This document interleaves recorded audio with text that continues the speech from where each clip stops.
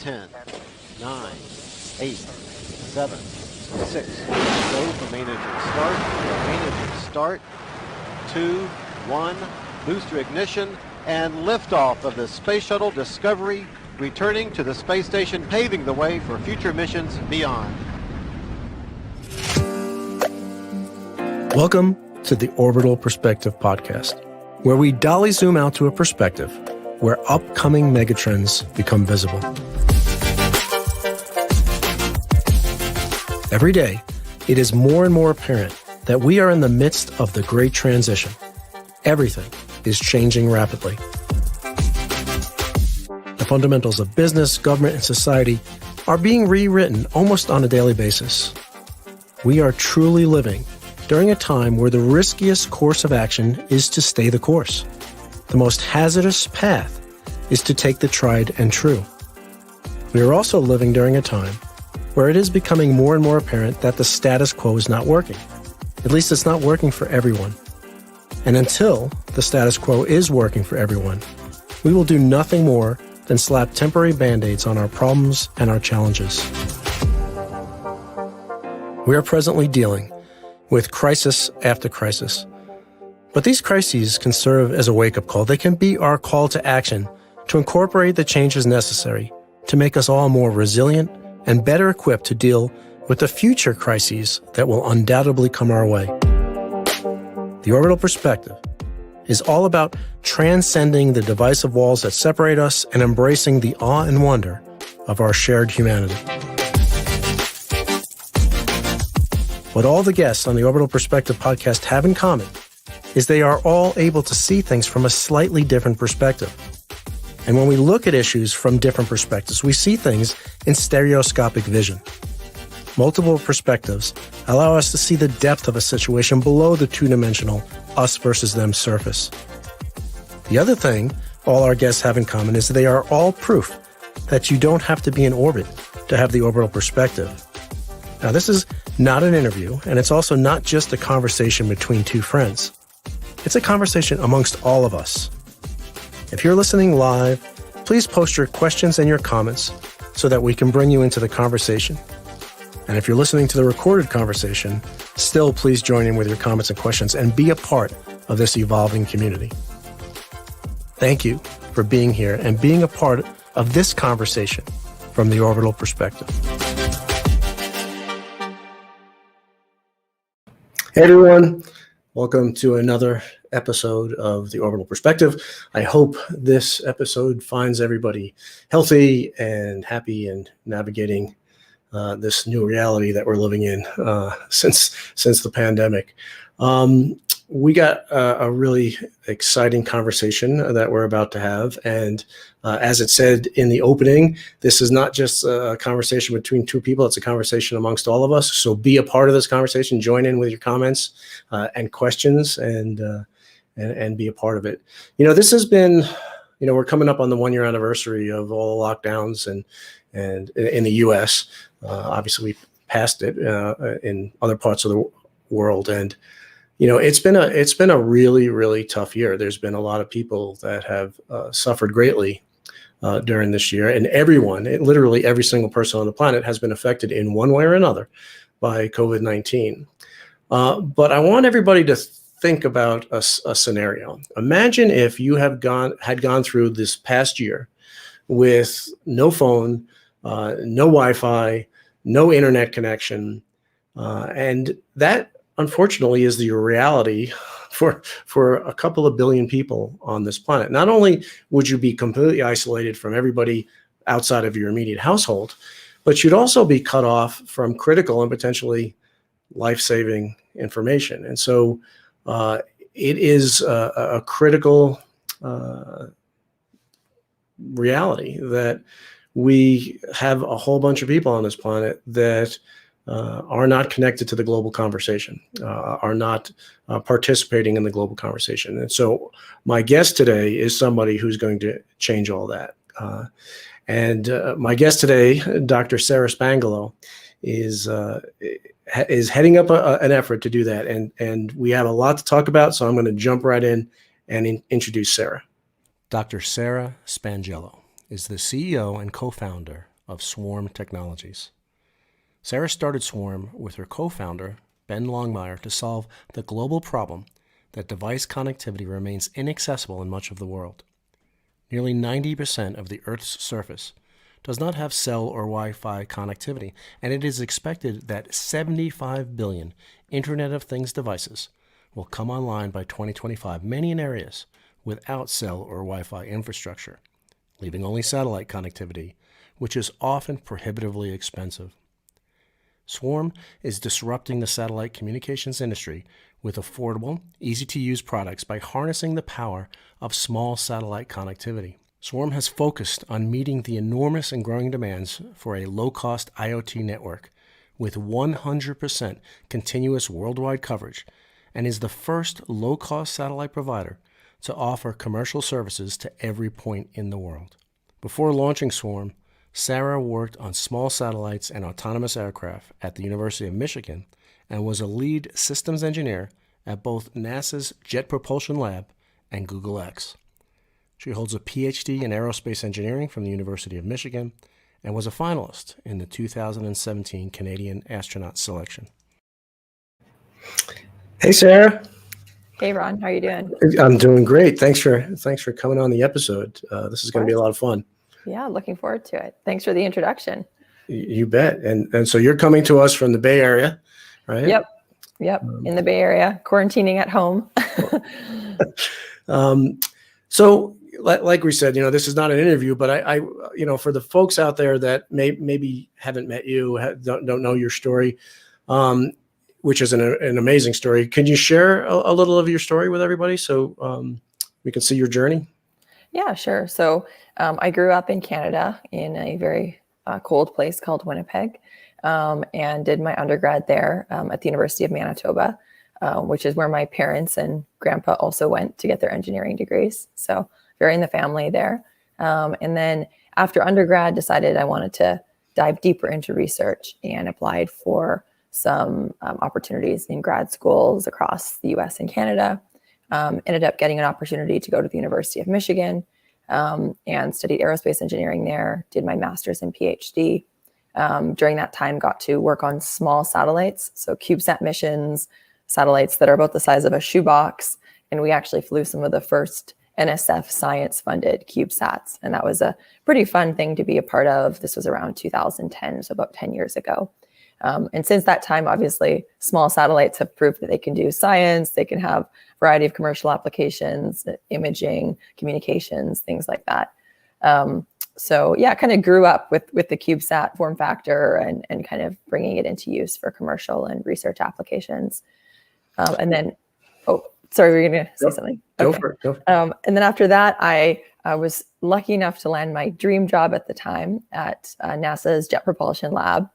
Obviously, we just saw the Perseverance landing, I think it was about a week ago, and I had many friends and colleagues that worked on that. So that was a huge moment for all JPLers, current and previous in my mind. And I think just a really refreshing thing that happened this year. I think we all kind of needed something like that, where humanity had a big step forward. So that was awesome to see. So I was there for about 3 years, and I worked on small missions and big missions. I was a lead systems engineer, so often leading a bunch of engineers and working with scientists to bring proposals to reality. It was an amazing experience, kind of learned the NASA approach, and JPL is a truly wonderful place. And then after that, I ended up coming to the Bay Area, working at Google X, and I worked on Project Wing, which is an autonomous drone delivery program. So very cool technology. I'm a pilot, so I guess they let me in the door because I had that aircraft versus aerospace background. And while I was there, also worked on a secretive satellite project and was there for a full year. And then around the end of that year, started working on Swarm. And that was kind of late 2016, early 2017. And that's really when we started Swarm. We saw an opportunity and a need to solve for connectivity at kind of the lower end of things. And we came up with a small satellite design and pitched that and did the funding thing. And I've been doing that for the last 4 years. So that's kind of my story in a nutshell. Yeah, no, that's a great story. And I think you're leading so some additional big step forwards. So why connectivity? What is so important about connecting everybody to the internet? Yeah, I mean, I think it's really fundamental to basic things like education, clean water and air, efficient supply chains, and frankly, access to do things like finance and start businesses, and just kind of help, make things more equal around the world. And we believe that connectivity is a basic human right. Maybe, things like access to food and water should be a little bit higher on the list, but we think that it's pretty close on that list, just because of the inequalities you have if you don't have access to connectivity. I mean, we wouldn't even be talking. I wouldn't even have been able to study the things that I've studied throughout my life without access to connectivity. Never mind really basic things like access to weather and healthcare and logistics and planning if you're running, a farm or something like that. So we believe it's super fundamental. And we saw this trend in around 2016 where there was a lot of capital being invested in a lot of projects, mainly focusing on higher speed kind of broadband solutions. So like Starlink, we hear about all of the time. And we think that's amazing and wonderful to connect people that can afford those types of solutions. However, there's a lot of assets and people in the world that are outside of those regions that can't afford $100 a month or whatever it might be. And being able to bring back just a little bit of really valuable data can still have a really profound impact on people's lives. The example I like to give is if you're out hiking or backpacking without cell and you get lost, if you can send back a 50-byte message, lat long altitude and SOS, I fell, I broke my leg, that could literally save your life. Exactly. So very small amounts of data can be super impactful. And we see that in the space world, right? A 0 or a 1 coming back from Mars or Europa could tell us whether or not there's water. And we see a similar analogy here in what we're doing with Swarm. Yeah, I mean, you bring up a really good point. There's tremendous benefit to individuals around the world by connecting to the internet. My last job, I left NASA in 2013, and my last job at NASA was in NASA's Open Innovation the project. And one of the things we were doing is making sure that our part of the government, NASA, was open and transparent and sharing data as best we can. But we also did these things called the International Space Apps Challenges, which were hackathons, looking at things like connecting folks to the internet so that they could, I just had a pop-up, sorry, so that they could know which crops to plant, using space-based imagery to figure out how the fields are doing and boost agriculture yields and all this kind of stuff. So there's a great benefit to individual communities, impoverished areas, but also there's a great benefit to all of us, because in the tagline to this episode, I made the point that when we connect, I think the number is 2 billion, or it's probably more than 2 billion people that do not presently have access to the internet. When we connect those, billions of people to the internet, we're going to find solutions to our shared problems that we never dreamed of coming from places we never heard of. And Totally. So when you connect those 2 billion creative, innovative, problem-solving minds to the global conversation through the internet, we're all going to benefit from that. So it's not just an altruistic thing from rich nations to poor nations. It's moving us as a species forward, and I think you're doing a tremendous job in doing just that.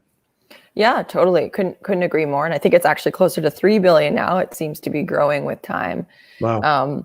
And I also think that there's tremendous advantage in being able to connect people, but also devices that are in remote locations so that we can run more efficient supply chains. So for example, if you actually know where a ship is and you can optimize its route because you have better weather data, which is also collected and potentially transmitted via satellite, you can reduce the emissions by up to 20%. So when we think of climate change and emissions and just more efficiency across the board, whether it's fuel, water, air quality, things like that, we can just do a better job. We can also detect fires. We've had profound impacts of fires here in California, throughout the US and in Australia.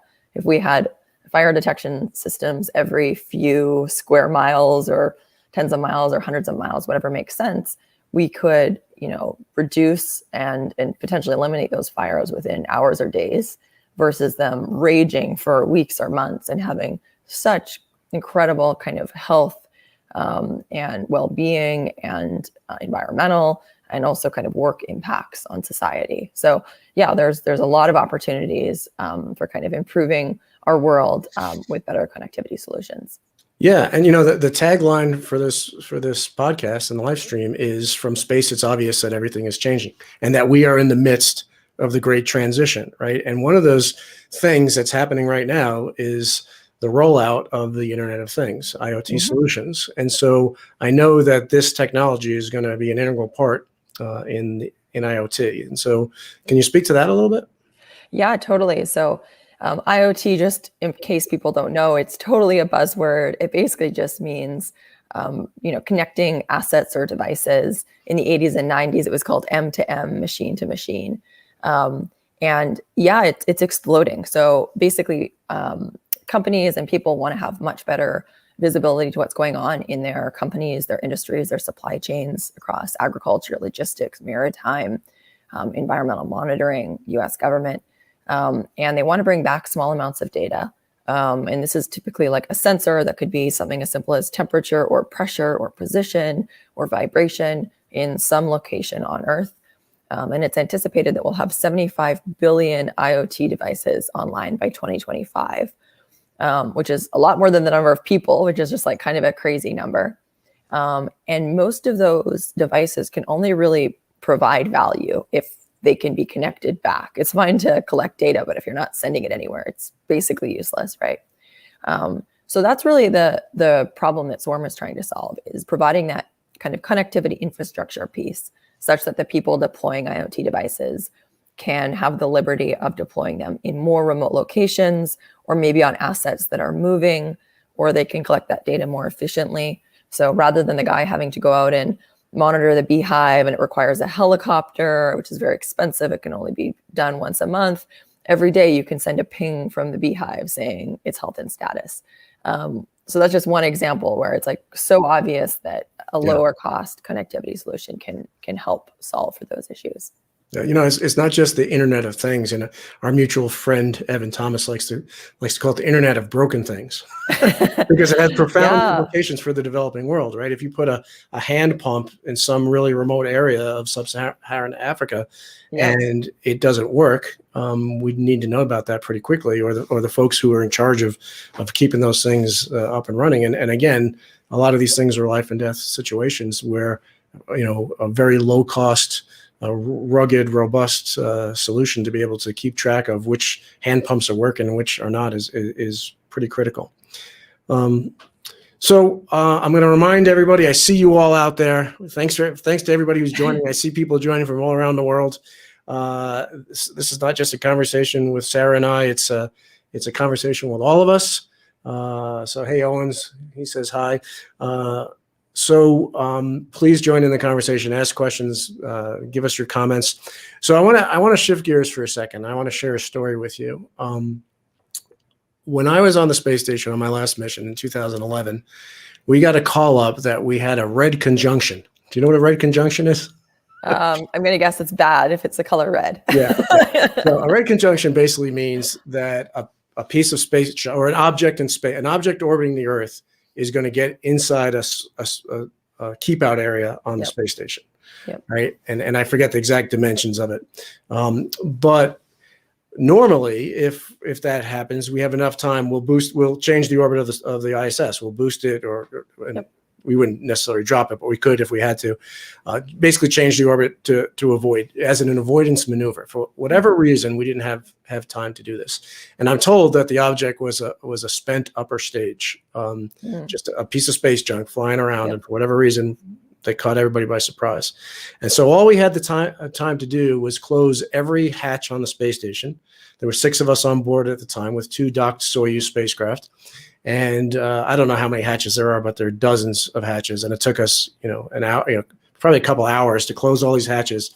And then myself and my 2 Russian crewmates got into one Soyuz spacecraft, and the other 3 members of our crew got into their Soyuz spacecraft, closed the hatch, and just waited. And we had closed that Soyuz hatch about 15 minutes before the object passed, and it passed at something like 35 kilometers per second closing, and it passed within 300 meters of the space station.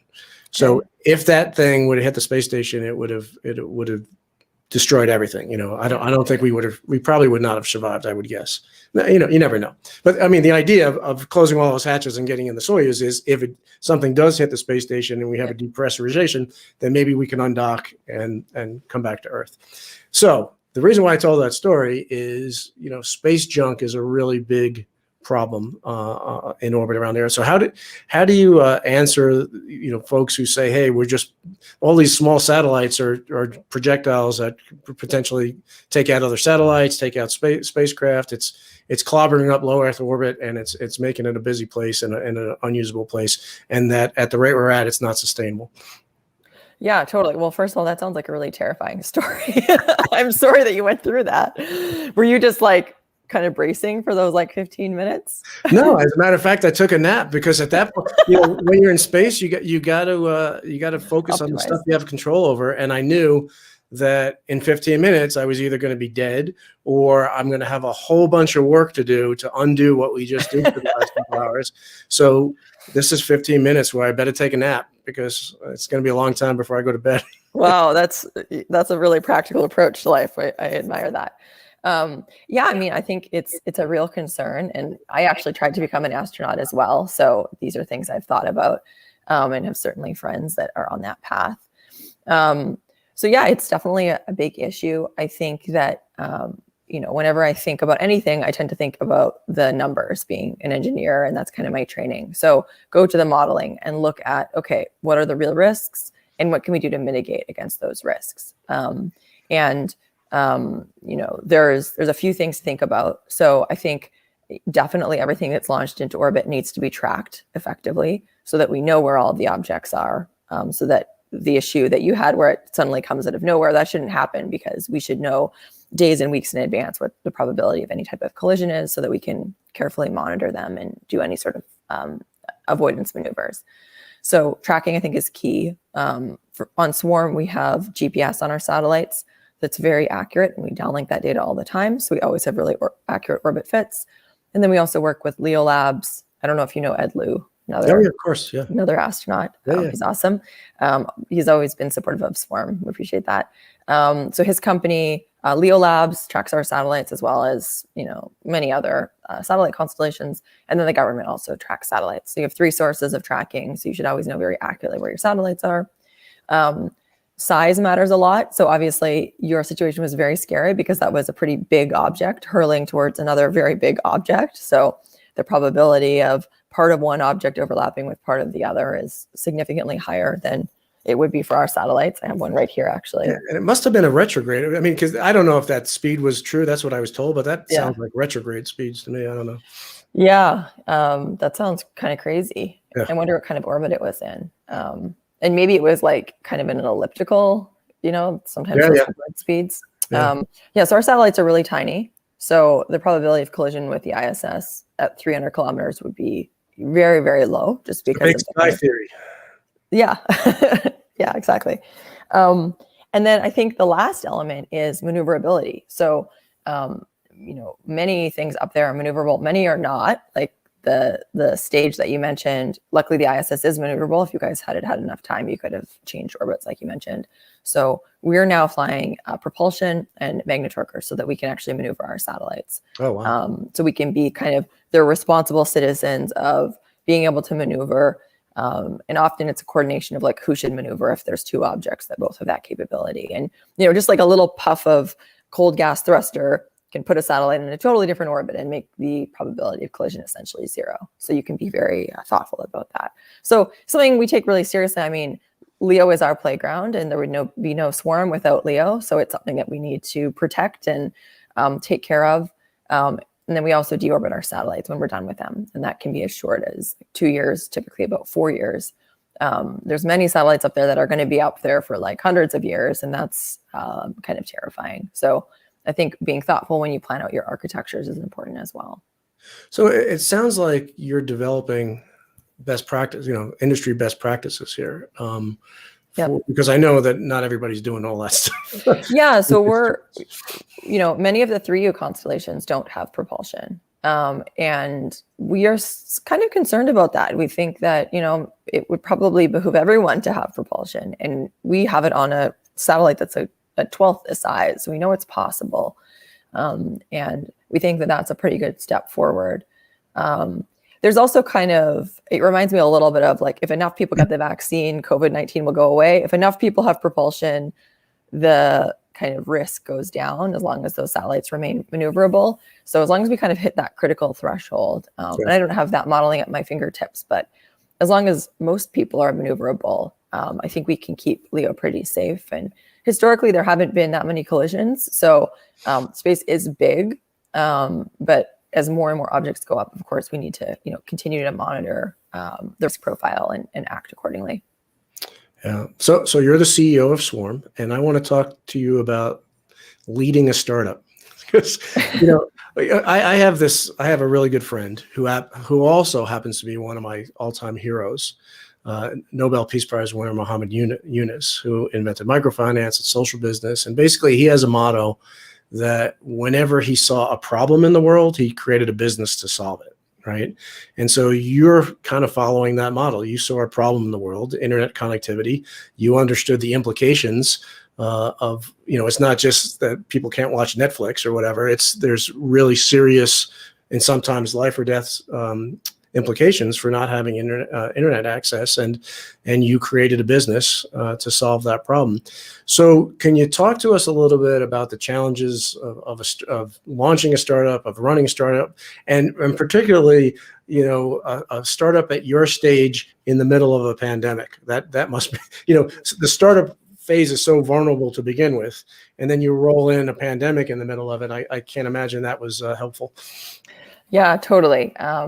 So, being a startup founder, I think it's really not that glamorous. It's like getting up at 5 a.m. and basically kind of dealing with fire after fire most of the day. It's not like Silicon Valley, the TV show? No, it's funny because I do these panels and interviews, and I get dressed up, they do my makeup, and I feel like being like, this is not my life. My life is like not showered in my hoodie at 5 a.m., So it's definitely not very glamorous. I think it's an opportunity to work on something and lead something and have a lot of control, but also a lot of responsibility over a lot of things. So I think the challenge about being a startup is that you have a lot of people that are coming to you for answers: the investors, the employees, and if you're lucky, the customers. And maintaining consistent messaging and comms and kind of a sense of control and direction across all three of those areas, it can be very, very difficult and very draining because, frankly, you're also figuring it out at the same time. It's like writing the textbook as someone is asking you to kind of take the test in the textbook at the same time. So the good thing about Swarm is that we have an incredible team. We have an incredible founding team. We've had about 4 or 5 people with us since the very beginning that are just world class. Just kind of go to them with any problem, any stressor, any existential crisis, and we'll work together as a team. And that's incredibly comforting and really powerful, especially to get through the challenges of the first few years. Now, kind of folding in the pandemic, luckily Swarm was about 3 years along when the pandemic started about a year ago. And we had a little bit of a heads up because of what was going on the global scale. And we're able to come up with some plans. There was a lot of support out there with other founders. And, we took actually a lot of kind of cues from Google and Apple and Facebook. They were developing really good policies, and we could kind of copy those and know that those were well thought out. And our team is already partially remote. So we were able to transition the people that weren't remote to remote relatively quickly. Having all hands more frequently, communicating, being really transparent, very transparent with the team, and they appreciate that. This is where our burn is at. These are our hiring plans. These are the changes we're making because of COVID. We need to reduce our spend. we need to make these cuts. How can we get everybody kind of on board? But we were also in a position where we didn't have to lay anyone off and we didn't have to cut salaries, which is extremely rare in startups. Pretty much all of the other startups, laid off some fraction of their sales or of their force or reduced salaries. So, and we were also in a position where we had functional satellites in space, we had our regulatory approvals, and we had our beginning of our business, customers and pilots and stuff. So far less vulnerable than we were in, say, the first 1 or 2 years. So had that maturity. But it was still really hard. I mean, it was emotionally difficult for a lot of people. I worried a lot about kind of mental health of being isolated, being fearful, not being able to visit family, have support systems.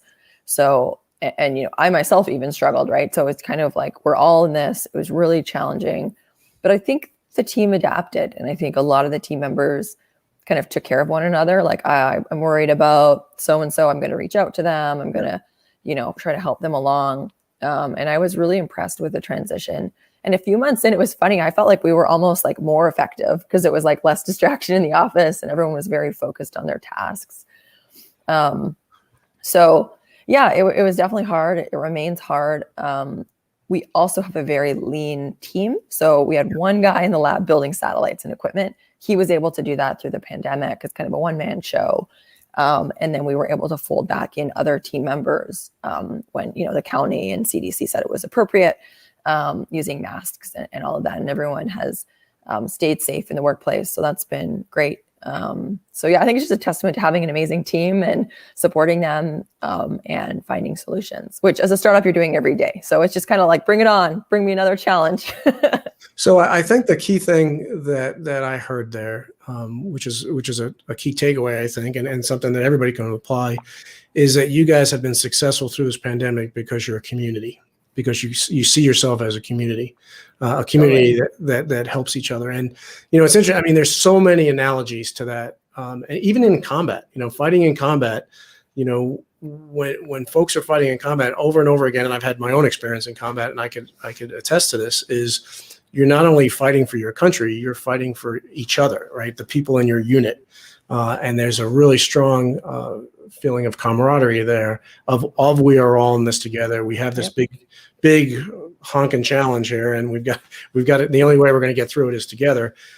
You do have a small, nimble team, but that small, nimble team is changing the world, right? I mean, I think you just launched a dozen satellites last weekend.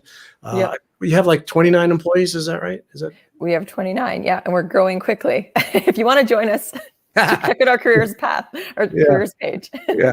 And how many total satellites do you have in orbit right now? We have 93 total satellites. Wow. And most of those are commercial, offering services right now. And like you mentioned, we launched 12 on Saturday, and we launch every month or two. So it's a really exciting time. So I guess a question would be, you've part of the reason why you've been so successful is because you've established within your company this feeling of community. How do you keep that community when you scale? And now you have hundreds of employees, not 29 employees. Yeah, well, thank you for saying we're successful. I feel like we're just starting to come out of the gates, but I like that optimism. It's a great question. Well, all those satellites in orbit doing. We've been successful at satellites, a lot of things, totally. I mean, it's a great question. I would actually love to ask a founder that has a team of 50 or 100 people how they maintain that culture. Yeah. I think for us, it's about being really picky on who we hire. So we spend a lot of time vetting candidates and making sure that they really want to join a startup. And I tell people in interviews, this is not a 9-to-5. You are not going to optimize for salary. There are going to be days where you're tired and exhausted and frustrated. Are you sure you want to join? I try to kind of like turn them off. And we find that people that really want to work on a mission-focused company get really excited about Swarm. And those that really want to be part of kind of a nimble, agile team where they can contribute and lead and grow really quickly. So, a year at Swarm is like 5 years at Google in terms of like career growth and opportunities. So if you find those people, how many years is that at? I don't know. I was thinking of a traditional company, but I don't want to disparage. I don't want to disparage anyone. You can just scale it accordingly, Yeah. however you think about that. So yeah, I think, it's selecting those people that are kind of mission aligned. And then I think it's also, we don't have like the combat, but we have like the team view. We're a team. We're like a soccer team. So it's like, okay, you got the ball. How can I help? Assist. I see you're struggling. Take a seat. You can rest. I'll step in. And it's that element of like, don't break team. They always say that in my Peloton workout classes. Don't break team. The instructor's still going. You got to still go. And I think that's almost better than like family, because I think family is like you're loved no matter what, and team is like we all got to push to make this happen. So you're a startup CEO that's using the Peloton playbook. Yes. Yeah, okay. Hey, this episode, I think we've had the shyest audience ever, but there is one brave person, Henry. He has a couple of questions. One question is, the number one driver for satellite IoT connectivity options is, cost is the number one driver for satellite IoT connectivity options. What are the other factors that affect customers' decisions? And he has a follow-on question to that too. Okay, yeah, I see that, the second one as well. So I'll address this. So you're right. Often people look at cost first. Another key thing is coverage. So when Swarm is fully deployed, we're going to cover the entire Earth all of the time. So we call that global continuous coverage. So your sensor or person trying to use it can kind of jump on at any time and transmit, and there's a satellite overhead. Many of the other networks have big gaps, so you might have to wait an hour or two to move data. And we find that customers don't like to do that because they don't want to have to like have a fancy schedule. They just want to be able to shoot messages when they want. And you can imagine when people are using the network, we have like no delay tolerance because we're used to Wi-Fi and cell and having like perfect connectivity. So that's a key thing. Another key thing is ability to easily buy solutions. So right now, if you try to buy a satellite solution like Iridium, it's really painful. You have to buy through an Iridium reseller. And we're trying to go more for the kind of Amazon direct one-click buy model to make it really easy for people to buy solutions. And we're really transparent. We put all of our technical documentation online to make it really easy. So like a hobbyist or an educational person can just click buy and then go on our website and see all the technical stuff and do it themselves. And we've actually had many customers that are like, we don't need your help. We just looked at the documentation. We got it all figured out. So that reduces some of the friction and helps with the sales cycles from our perspective as well. So I think you already answered Henry's second question. Basically, what are the challenges? Typical time cycle. I think you've hit on most of those, right? Yeah. So right now we have our tile, which is this thing, which is a satellite modem, and that gets embedded within a third-party product like Evan from SweetSense's water monitors, or an agriculture sensor, or an asset tracker. So that does require engineering work to embed. We are coming out with different products that are more like plug and play, easy to use, to try to make that even easier for customers. All right. Here's one more. How can viewers tangibly support you and Swarm's growing mission? From Nick. Oh, well, that's a generous offer. I would say make sure you sign up for our newsletter on our website, swarm.space, and then follow us on social media and, just like promote us when you see stuff. If you see us posting about products or hiring opportunities, tell your friends. Or if you can introduce us to anyone that might need Swarm services, please do that. So just join our community. And speaking of employment opportunities, Owens wants to know what you're looking for. What sort of background does your company need? Well, a variety of different things.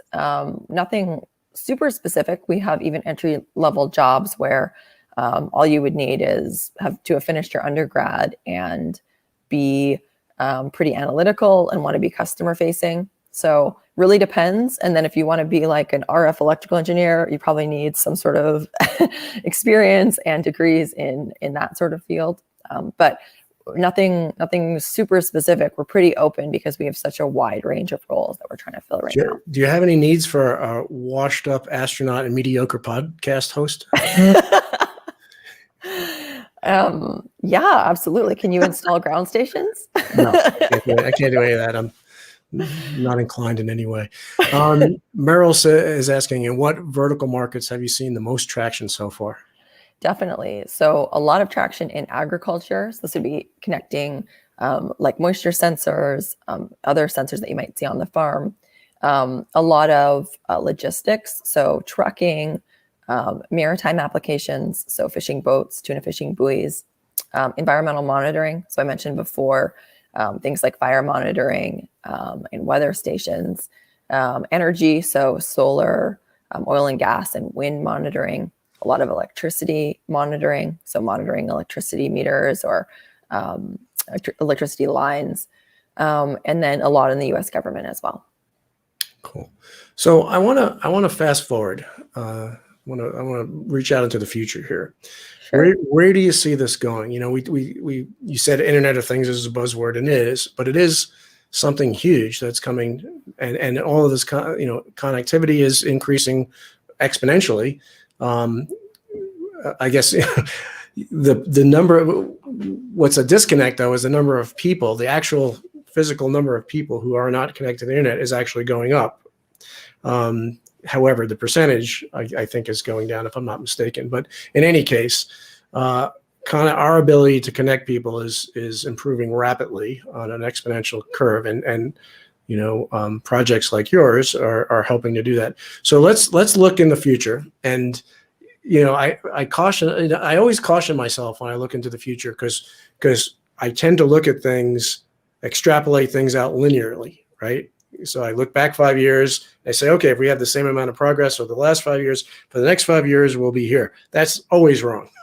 Yeah. Because we're not on a linear curve, we're on an exponential curve. Right. So where do you think we'll be in 5 or 10 years from now? And what is your goal in this whole thing? What do you hope to give to the world through Swarm and what you guys are doing? Yeah, totally. So I hope in 5 to 10 years that we totally take for granted that we have connectivity on every point of the planet at all times. So just like we take for granted having cell connection, that wasn't always the case. I seem to remember my parents driving to my grandparents without Google Maps or GPS. They had it in their minds. They knew where to drive, which is not a skill I have now. Yeah. So I think we're gonna, totally take that for granted. And I think that we're going to be able to move data, and large amounts of data, so images and videos and podcasts, at any point on Earth at all times. I think that'll be totally taken for granted. And I think that is a few things that's, continuing to see these space-based solutions increase their capacity, so the amount of data they can move. And I also think that, I'm not even sure we're going to have cell phones in 5 to 10 years. For all I know, we could have some sort of chip implanted in our ear or brain, or I don't know, whatever is ethically appropriate. So I think we also need to remember that the way we, look at a screen, and we have different apps, and we connect to, one of a bunch of different solutions, cell or Wi-Fi, that may not exist. It may become all kind of seamless to us. And I'm hopeful that we can also move data more effectively. So right now we're talking at less than a kilobit per second. It's pretty shitty kind of comms. Maybe there's a way where I can have an idea in my brain, and somehow that can be translated to your brain, and we can move information a lot quicker just over different channels. So I think that's maybe a little bit existential of what that will look like, but I think that we probably can't even guess, is what I'm kind of trying to get at here. Yeah. Well, maybe we could talk about the implications, because basically what you're talking about is moving information faster and more widespread, actually completely covering the entire planet. Why is that important? Yeah, I think it's important for some of the first reasons that we were mentioning. So, being able to connect every person on the planet is important to know where they are, to know that they're healthy and safe, and then to help them get information so they can learn, so they can start companies, so they can get weather information. I think it, just like, an American in New York City has the world at their fingertips when they are in cell connectivity. Basically, they have Google, they have literally every web page, so they could search at any given time. Everyone in the world will have that same kind of equal access. And I think that unlocks a lot of opportunities. I think you hinted at, hey, there's 3 billion people that aren't even online. What if we also had all of their creative ideas to help solve for climate change and problems in their communities and problems with healthcare? And we kind of gain the 30% of the population into these domains where we can be solving for problems. And then I think also just making sure that all of the assets in the world are moving as effectively as possible. So whether that's cars, trains, trucks, planes, the ISS, and we have all of the information kind of connected. And obviously there's incredible data processing, ML, AI that's evolving. And with that layered on top, we can make better decisions. Where should I route that traffic?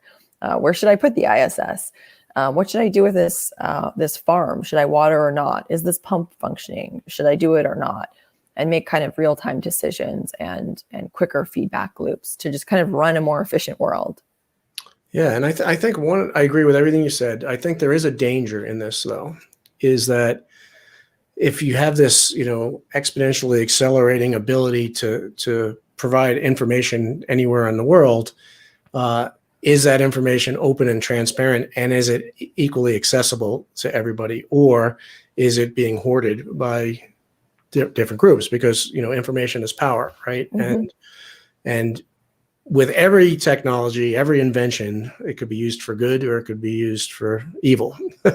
And so, as this exponential curve continues to take off, I think it's important for everybody in the industry to put in things, take the necessary precautions, whatever that is. And maybe you could speak to that a little bit, so that we don't have, we have the haves and the have-nots, and that gap is increasing, exponentially right now in a monetary thing. Also information, it's the same thing. Yeah. There's the haves and have-nots with information, and and the more information you have, the more the more capability you have to continue to grow, right? The more your acceleration is accelerated by how much information you have. And so you rapidly are seeing people get further and further left behind by the information gap that this could create. Yeah, totally. I think, for Swarm, the fact that we have a truly global network means we can move data from any point on Earth to any other point on Earth, across country boundaries and IP connections and things like that. So that's potentially very powerful, potentially also risky, and probably some negative outcomes that are difficult to even forecast or know about or stop today. One thing we care a lot about is security of personal information. So we layer on encryption so that everybody's data that is moved is encrypted.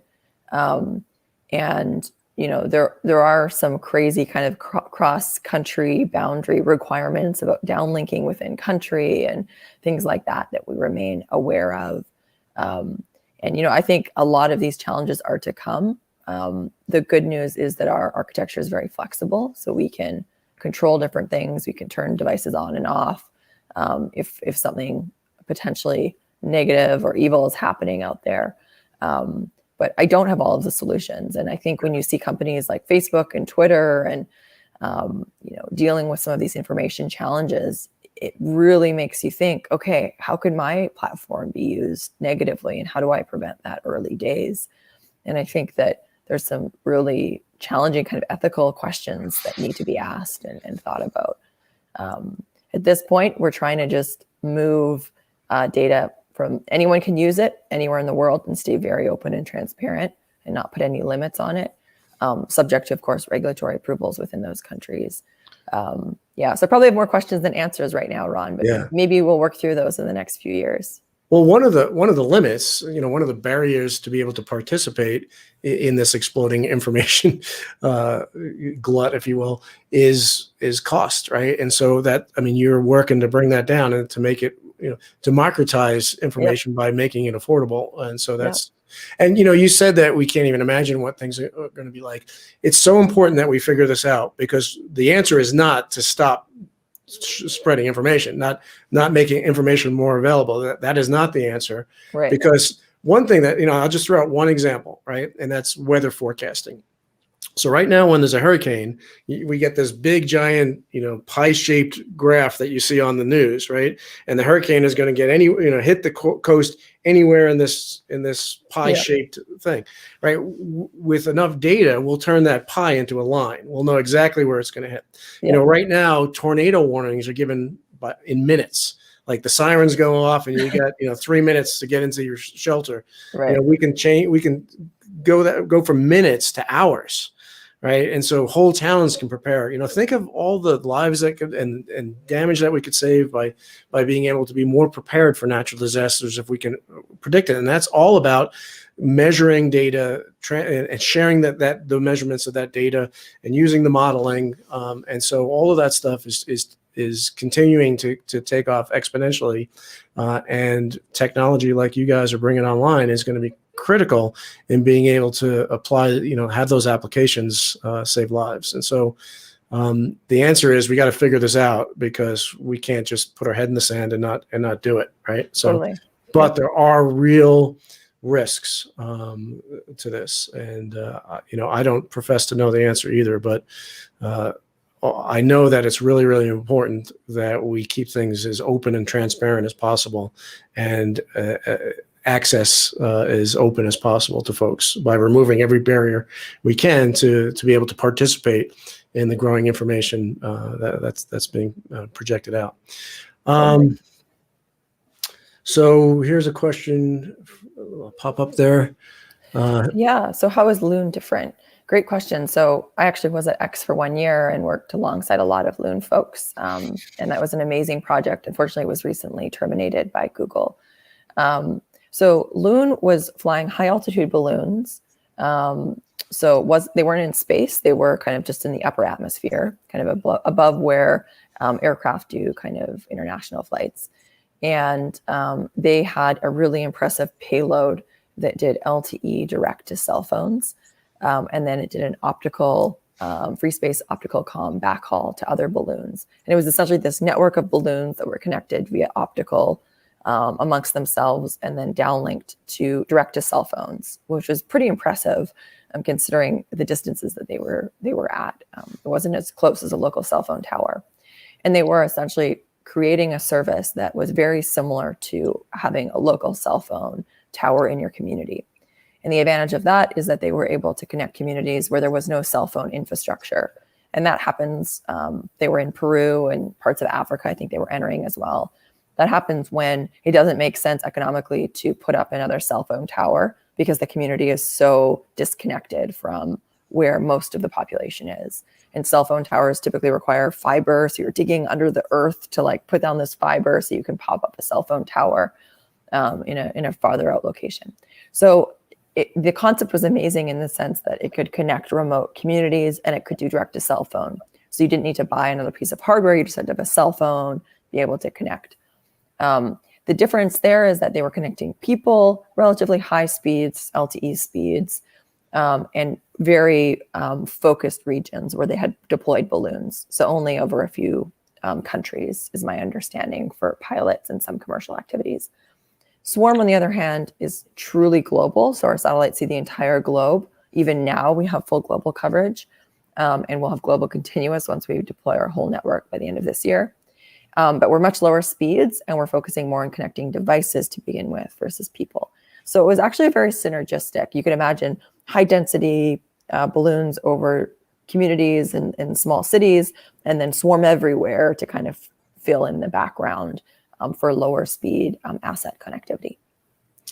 So I want to ask your opinion on commerce in the stratosphere right now, because that's another area that's really boosting.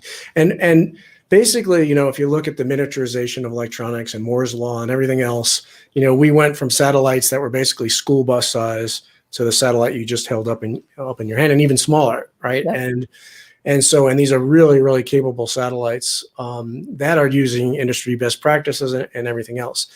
But with stratospheric balloons, and I ran a stratospheric balloon company for a number of years, so I know a little bit about this.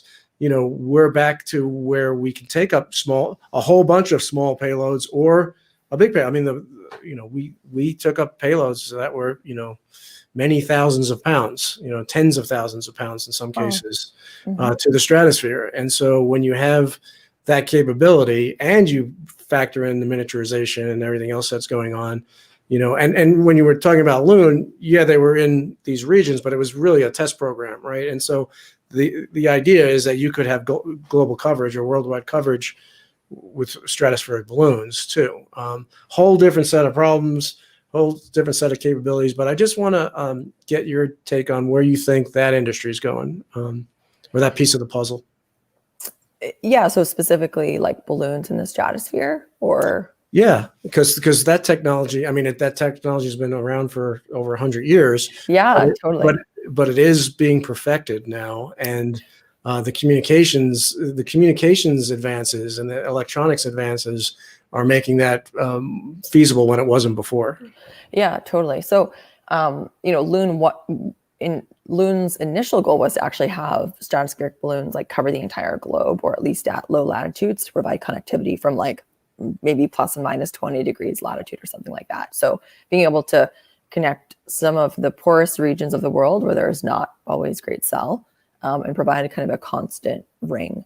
Now, my understanding is that the cost of the balloons, it was still very expensive. And that's why it didn't really make sense economically to put up a whole ring of them. And part of the challenge there is it comes down to just kind of physics. So right now, the communications payload required to fly is pretty heavy. I don't know the exact figure, but it's probably like 10 or 100 kilograms kind of thing. And that's required in order to offer this good LTE link, so good customer experience, and then also to do the backhaul through the free space optical comm link, which is also a very expensive, must point very precisely, kind of sophisticated optics.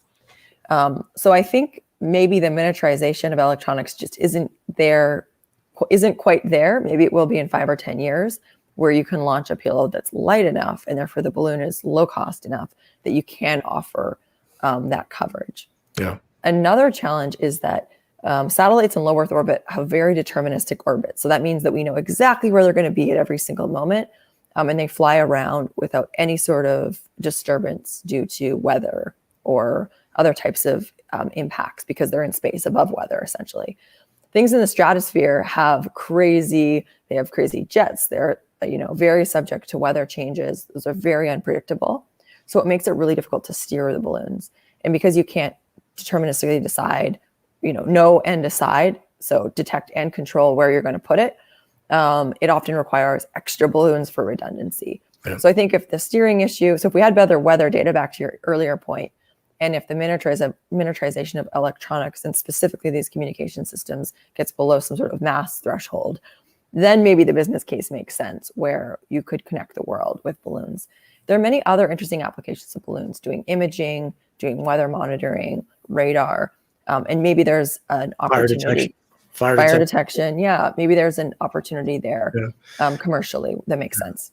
And one of the technologies that's really coming on board and is showing a lot of progress is altitude control of these high altitude balloons. And because for good parts of the year, especially down at the lower latitudes, the winds are countervailing. And so you can hover right over a specific point on the ground. You can navigate from point A to point B simply by controlling your altitude. Yeah. Well, Sara, we're running up on the hour here. So I just wanted to close with what are your goals for both personally and for your company for the next 10 years from now? Where do you want to see yourself, and where do you want to see Swarm 10 years from now? And focused on what impact you imagine that making to the world? Yeah, totally. 10 years is a really long time. That's really challenging. All right. What do you want to do? 5 years then? Well, let's say 5 to 10 years is an okay range. So, I hope that Swarm has solved for connectivity, and that we're taking connectivity on every point on Earth at all times for granted, at speeds that allow us to do useful things. And I'm not saying we're going to go compete with some of the mega constellations, but I think that we have a place and value to bring in connecting people and devices. And I think we can do it relatively quickly, like in the next year or two. So that's very exciting to me. And I hope that the downstream effects are, cleaner drinking water, having better idea of fires, having better idea of some of the other environmental kind of weather detection things we talked about, that we don't lose assets. So planes should not go down and no one knows where they are. Kids should not go lost. Dogs should not go lost. Scooters should not go lost. There's a lot of things we kind of lose, or we don't have great reading glasses. Could those go Maybe we can work on that. I think there's a Bluetooth solution for that. But there's so many profound impacts kind of environmentally, and especially with climate change, which is something that I'm becoming increasingly passionate about, and figuring out how Swarm can contribute to those issues. And then also just safety and security for people. So just more efficient systems, safety, security, all of those things. And I hope that Swarm continues to innovate and kind of offer these best solutions in terms of how to solve for these problems with our satellite technologies and ground technologies as well.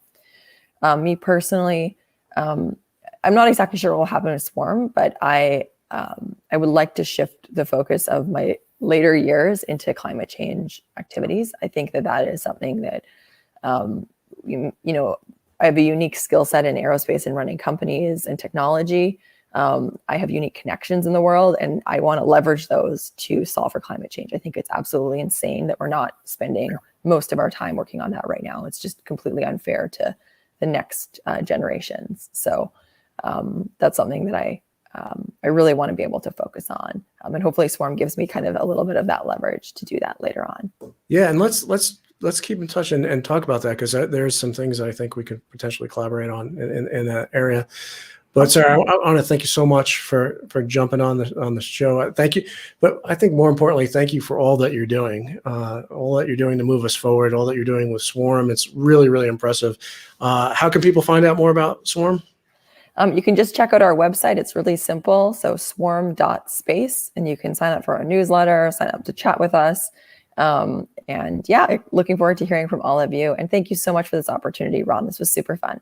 Yeah, my pleasure. And thanks to everybody who tuned in. Thanks for the great questions and comments. And we'll see you next time. Sara, stay with us for a little bit. I just want to close, and then I'll be back with you in a second. Okay. Thanks, everybody. Thank you for joining us during this conversation from the Orbital Perspective, and thank you for being a part of an emerging unity on our planet. We are strongest when we are aligned around the truth of our underlying unity. Together, we are unstoppable and can build a positive, restorative future, a future that we would all want to be a part of. Please subscribe to the Orbital Perspective podcast and follow us on social media.